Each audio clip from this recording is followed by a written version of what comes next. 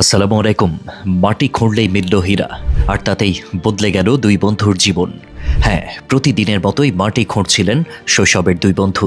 কেউ ভাবতেও পারেনি সেই সাধারণ একটি সকালই রাতারাতি পাল্টে দেবে তাদের জীবনের গতিপথ। মাটি খুঁড়তেই হঠাৎ চোখে পড়ে ঝাঁ চকচকে এক টুকরো পাথর। পরে জানা যায় সেটি আসলে অমূল্য এক হীরা। মুহূর্তে ভাগ্য খুলে যায় দুই বন্ধুর, হয়ে যান অর্ধ কোটিরও বেশি টাকার মালিক। ঘটনাটি ঘটেছে ভারতের মধ্যাঞ্চলীয় রাজ্য মধ্যপ্রদেশের পান্না জেলায়। হীরার জন্য বিখ্যাত এই অঞ্চলেই দীর্ঘদিন ধরে ভাগ্যের সন্ধান করে আসছিলেন সতীশ খাটিক ও সাজিদ মোহাম্মদ।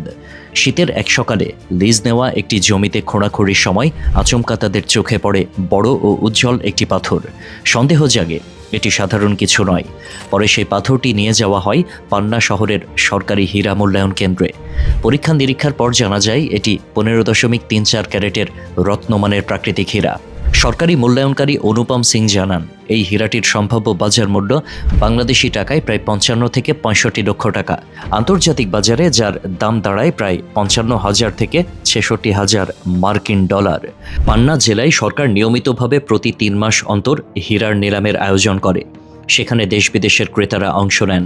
হীরার মান, ক্যারেট, আন্তর্জাতিক রাপাপোর্ট রিপোর্ট এবং ডলারের বিনিময় হার সবকিছু বিবেচনা করেই দাম নির্ধারণ করা হয়। খুব শিগগিরই এই হীরাটিও নিলামে তোলা হবে বলে জানিয়েছেন সংশ্লিষ্ট কর্মকর্তারা। হীরে পাওয়ার খবরে উচ্ছ্বাস লুকাতে পারছেন না সতীশ ও সাজিদ। তাদের চোখে এখন স্বপ্ন, কণ্ঠে কৃতজ্ঞতা। দুই বন্ধু জানিয়েছেন এই অর্থ দিয়ে তারা প্রথমেই তাদের বোনদের বিয়ের ব্যবস্থা করতে চান। দীর্ঘদিনের সেই দায় যেন হঠাৎ করে হালকা হয়ে এসেছে তাদের কাঁধ থেকে। 24 বছর বয়সী সতীশ খাটিক পেশায় একজন মাংস বিক্রেতা। অন্যদিকে 23 বছর বয়সী সাজিদ মোহাম্মদ ফলের দোকান চালান। দুজনই দরিদ্র পরিবারের সন্তান এবং পরিবারের সবচেয়ে ছোট সদস্য। ছোটবেলা থেকে তারা দেখেছেন কিভাবে তাদের বাবা, চাচা, দাদারা বছরের পর বছর মাটি খুঁড়েছেন হীরের আশায়। কিন্তু বেশিরভাগ সময়ই ভাগ্যে জুটেছে শুধু মাটি আর কোয়ার্টজ পাথরের টুকরো। পান্না জেলা ভারতের অন্যতম অনুন্নত অঞ্চল হিসেবে পরিচিত। এখানে দারিদ্রতা, পানির সংকট আর বেকারত্ব নিত্যদিনের বাস্তবতা। অথচ একই সঙ্গে এই এলাকায় ভারতের সবচেয়ে বড় হীরে মজুদের ভাণ্ডার। এখানকার মানুষের জীবনে হীরে একদিকে যেমন স্বপ্ন, অন্যদিকে তেমনি অনিশ্চয়তার নাম। এখনও নিলাম থেকে টাকা হাতে পাননি সতীশ ও সাজিদ, তবুও তারা আশাবাদী। আপাতত বড় কোনো সিদ্ধান্ত নিতে চান না।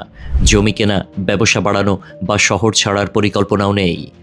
দুজনের কথাই একটাই লক্ষ্য, পরিবারের দায়িত্বটা আগে সামলানো। শীতের এক সকালে মাটির নিচে লুকিয়ে থাকা একটি হীরে শুধু দুই বন্ধুর ভাগ্যই বদলায়নি, বদলে দিয়েছে একটি পরিবারের দীর্ঘদিনের অপেক্ষা আর কষ্টের গল্প। এই ঘটনা যেন আবারও মনে করিয়ে দেয়, পান্নার মাটির নিচে শুধু হীরে নয়, লুকিয়ে থাকে অসংখ্য মানুষের স্বপ্ন আর ধৈর্যের গল্প। আল্লাহ হাফেজ।